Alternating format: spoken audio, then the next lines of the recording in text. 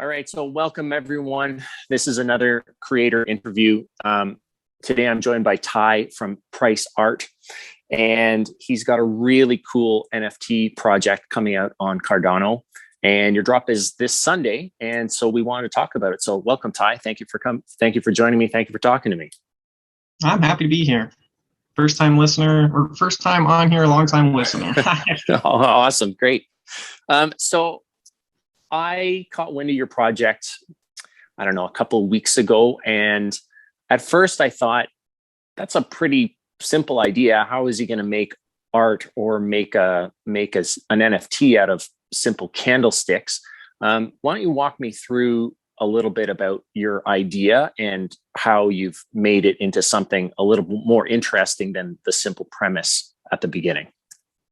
Yeah, well, I'll give you a little bit of my backstory. I've been like casually trading NFTs on Ethereum for a little while, and then I've been a part of the Cardano community for a while. I've been holding Cardano for like 2 years now. Been a casual bag holder. Now it's worked out. But I saw the Unsig drop on Cardano, and that was the first NFT project that I was like, oh, there's something brewing on Cardano. It is early, and so that's when I was like, that's it. I got to make a project. I gotta make some art. I got to showcase what I have. But I didn't want to do just like a profile picture type thing or like some even just generic generative art. So I wanted to include something different. And so I got to thinking about it, and I thought about like, I haven't really seen any projects where people roll in like real world data into their NFTs. And I was kind of surprised by that with how big like data visualization is in the world. And there wasn't a whole lot of that. So I kind of just had that thought in my head for a while. And then it was a couple of days later, I was on TradingView, just looking at the charts, looking at ADA, looking at Ethereum and Bitcoin. And I was like, wait a minute, look at all these candlesticks. How many of these are there? And so I downloaded the data, and then I went through and I looked, and with the 4-hour chart in there, it was like almost exactly 10,000. And I was like, okay, this is something I can work with. That's about the normal number of NFTs for a drop, and I could do it. And so I got to work on it. I quit my job, and I spent a bunch of time learning JavaScript and putting in a bunch of hours over. I came up with this in June, so I worked July, August, and September. Well, up till now, really keep working on it. But initially, it was really just a 2D square image of a candlestick on a black background. And I was like, that's it. It's the first data NFT. I'm here for it. And I'm like, no one's going to want to buy these. And so I was like, okay, I got to make some art. This is Price Art. And so I spent a lot of time working with this graphics library called P5, which is fairly beginner friendly, but it's very powerful. And I got to playing around with WebGL and some of these 3D technologies and put some cool backgrounds on them. I initially had a single background for all of them, but just changed the colors. And I was like, no, that's not enough. I want more ranks, more rarities, and those kind of things. And so I made a different, unique background for each date denomination. So like the year one has its unique one, month has a unique one, and they're all different. And then even within there, they have different colors and shapes and like loop modifiers that change the overall visual complexity. And I really just got to running on that. And then several weeks later, I was able to finish up all the code, and it turned out way better than I expected it to be. So, and I'm looking at your Explorer right now on your website. So you said you started with the idea of doing about 10,000. How did you break it down into the different time frames and the different rarities that you've got going on here? So I initially had, I think there's 4-year ones, and then there's like something like 50 months, and then 200 weeks, and then 1,000 days, and then like 8,000 or something 4-hour time frames. And so I initially wanted to do hour time frames to make 30,000, because I was like, oh, Unsigs is doing this 30,000 drop. I thought that's kind of what generative art was supposed to be. And I was like, wait a minute, that might be too many. So I cut it back and did the 4-hour thing. And that's the reason there's the number that there is really just because that's how many candlesticks there are in those collections dating back to October 1st, 2017. The collection goes up until August 31st, 2021, because I had to cut the date at some point to finish up the art and have everything posted. But that was kind of the thinking for the number of them. Those are some good, those are some good tiers. And then I see some of the other aspects that you've got in the art here. Tell me about how you picked some of those as well. Like some of the color variables and those kind of things. And I'm looking at the planets, the logos, that sort of thing as well. Oh yeah. So once I decided on making it 3D, it kind of opened up a world of possibilities. So I was like, I'm going to put the 3D Cardano logo in there. I got the logo cleared by the Cardano Foundation, so it's on there in all of its full 3D glory with the little registered trademark up in the corner. And then initially it was like stock images of space in the background from Unsplash. And I was like, it looked cool because they're real space images, but I was like, that's not enough. And so I spent a bit of time and went on a bit of a tangent making star backgrounds in that P5 library, and I made them as images to place behind them, so it looks like this deep space kind of situation going on. And I was really happy with how they turned out, and so I made 5 of them for each different denomination and kind of threw them all in there. So yeah, I really wanted the whole thing to be made in JavaScript, and I essentially accomplished that. Other than the images that are on the candlesticks themselves, I hand drew those in my Procreate program. And how many of those are you? Because I'm flipping through some of these in the Explorer, and they range from really simple, just a solid green or red, to some pretty trippy, almost psychedelic ones, right? How many of those have you got mixed in? So there's 6 of them, but there's essentially just 3. There's 3 red and 3 green. There's like a swirly one and that. So the basic thinking for that situation is I wanted the price candles that were the highest performing to look visually different or have some sort of thing that stood out. And so I have 3 different tiers essentially. So if you get one that has like the green fire background, and that was in the highest performing 2% of that particular date denomination. So that was one of the best candles there was. Then the swirly one is like the top 10 to 2%, and then the one below that, which is the like paper looking drawing I made, was the 20 to 10%. And so I wanted to just show some sort of ranking on the image itself so people could get hyped about getting a 30% up candle or something. Yeah, and it does make one stand out from another, because you would think that with just looking at candlesticks that you would eventually, it'd be hard to tell the difference between them, but it does make them really stand out. Now, so you were mentioning just before we came online that you've coded all this yourself. What are some of the challenges between, coding an art project and getting to the point where you're ready to sell it to other people? What are some of the points along the roadmap that you had to hit there? That's a good question. Well, it was a tricky one for me because I've been dabbling in code for a while, but I haven't really attacked it. But when I quit my job in May, I was like, that's it. I'm going to learn JavaScript. And so the biggest challenge was just making JavaScript do what I wanted it to. And so it was like this crazy big learning project.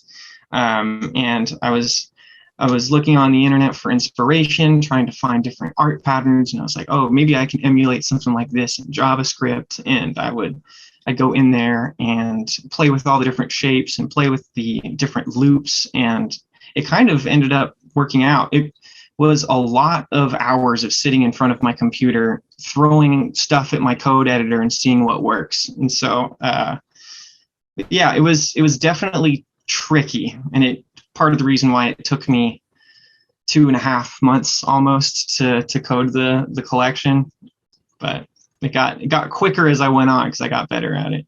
Right. And so it really is almost like a generative art project that you're plugging real world data into as the starting point, but you're putting it through all these different paces to get a different product out at the end, right? Yeah, exactly. Definitely just wanted to show, I wanted it to be initially data forward, and then the more I got into the art thing, I was like, okay, I want it to look stunning visually first, and maybe people will appreciate the data part of it. But I'm more happy with the art than I am the data integration, which I wasn't expecting at the first. Oh, that's cool. That's cool.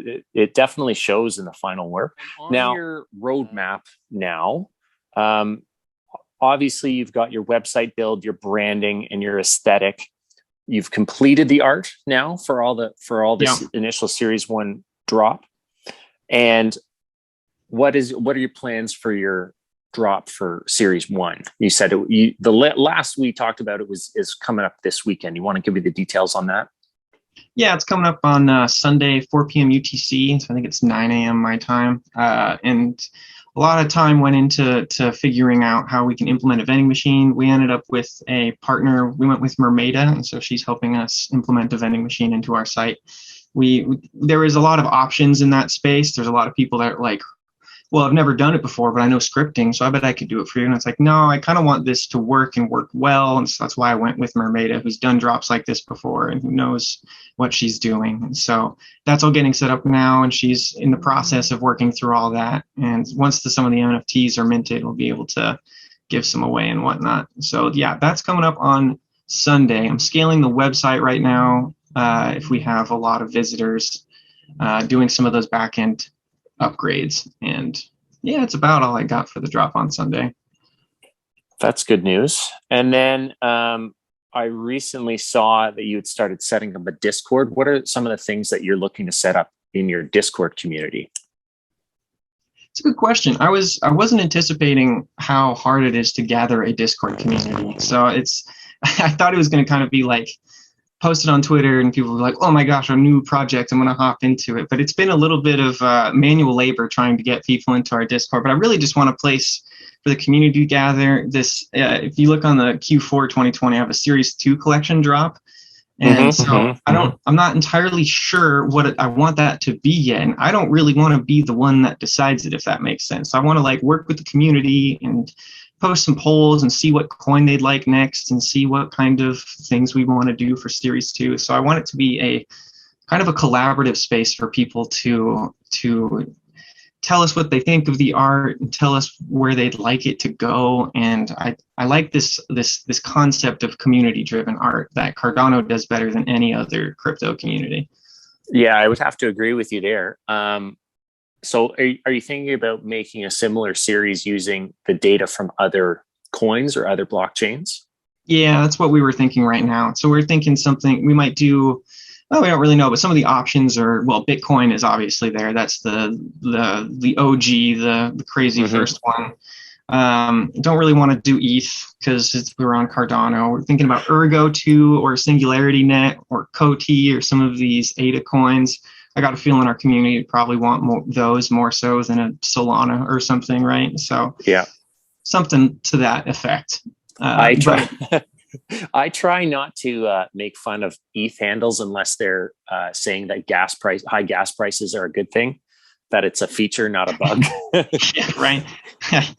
They've made it almost unusable, Ethereum. Like I used to have fun trading NFTs on there, but if I want to go buy an NFT, it's like $80 in gas on a good day, and it's just not even worth it. Yeah, it's a really big barrier to entry. I was in the same boat. I found NFTs on Ethereum sometime this summer, and I was like, I can't even get started. Like, it's impossible. But I'm glad that you found your way over to Cardano. Now, as you're looking for input from the community, are you looking at different iterations on how the artwork looks, different iterations on timescales, different other data-driven events? Or are you thinking about branching this out in other ways? It's a good question. I'm kind of a lot of it. The things that's in my head right now is I want to do another Series 2 collection with a different coin, and I want to do completely new background visuals. So none of the same background visuals from the initial collection. And so one thing I learned from this drop is to build in public. I was under the impression this summer that I was just kind of under my shell building this thing, wanting it to look pretty before I even show the world any part of it. And that's not what I want to do for this next one. I kind of want to build this thing out and give updates to the community to show what this next collection is looking like, and to see what they think of it. And yeah, but definitely new art in the backgrounds, and potentially I could do something like, I mean, possibilities are endless, right? I could do like a collection of 3 candlesticks, and so you can actually kind of gather the scale of them, right? You can see 3 or maybe 10, or you can get a candlestick pattern like a falling wedge or whatever. But really, the opportunities are endless, and because it's so endless, I don't want to be the one to decide it all, right? So I would like some input with everybody in the Discord. Sure, that's an excellent idea. Now, this is on your FAQ. What's a Doji? I was unfamiliar with this term. That's a good question. It's a trading term. It's a type of candlestick, right? And so a Doji is a price candlestick that has a large wick, and then a small body. And so the actual definition of it is a bit fuzzy. It's like if the open price lands on top of the closed price, but there's no like actual rule as to how much. In our collection, we made it if the price is exactly the same as the open price is exactly the same as the closed price, it's formatted as a Doji candle, and we made it look pretty, and it's blue, and it has little Doji title on it. So we just wanted to add a little bit of extra zhuzh in there. And so that's like an ultra rare in this collection. How many out of the 10,000 are there? I believe there's 39 of them, and all of them are in the 4-hour collection, which is kind of fun. I think it's cool that there's some ultra rare ones in the 4-hour collection. So, and the cool thing about Doji candlesticks in general is they're generally like inflection points, right? So it's like a period of indecision in the price chart. And so it's going up, and then a Doji candle, it can mean it's going to go down sharply or up sharply, but there's generally some sort of inflection that happens at a Doji. So it happens to be my favorite candlestick. That's pretty neat. I don't really know anything about TA. I kind of guess, but I'm more of a dollar cost average person. So that's a pretty fascinating way to turn it into art. So I'm happy that I learned something about it. Yeah, you might even beat the market with that dollar cost averaging. I've tried some day trading and it hasn't gone too well for me. So yeah, me too. I think the dollar cost averaging is the right move. So last question for right now, but I'd love to have you on again to talk more about some of this art. But between now and your drop, what do you want to work on, and what do you want people to see about this project before you start releasing them into the wild, so to speak? That's a good question. Part of I think I made these interactive to an extent. So I was inspired by Dead Pixels pretty heavily. I stumbled upon his work back in July before it was even released. And I pulled up some of the website information. You can click on it and the colors change and little face changes. And I was really inspired by the fact that you could actually click on the thing and it does things. And I didn't know you could make a website as an NFT.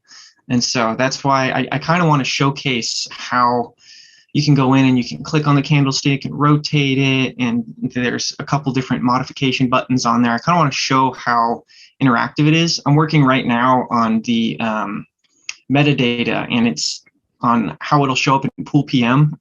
And it's kind of cool because on Pool PM, you'll actually be able to click on it and rotate the candle and everything and interact with it. So I think that's something that people don't really get just yet, and I want to show about.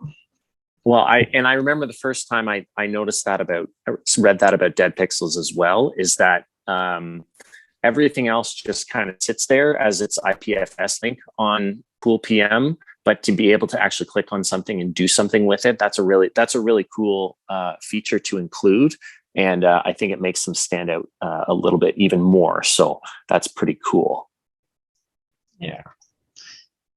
Yeah, and also just bringing awareness to the project and whatnot, and telling people about our mission, and telling people about how we're here for the long run. You know, we put our names out there. We're not an anonymous team. We're here to show that we're going to be here for a while. We're going to keep creating art. We want to grow with the community and kind of show them what we're all about. So. Awesome. Awesome. Okay, well, that's all of my questions for today. I'm going to watch your drop this weekend. I'm going to watch this project to develop. And as you get more feedback from the community and you want to build some more features into the future of this project, I'd love to have you on to talk about it anytime you like, really. Awesome. Sounds great. Thanks for this. This has been fun. Awesome. Thank you, Ty.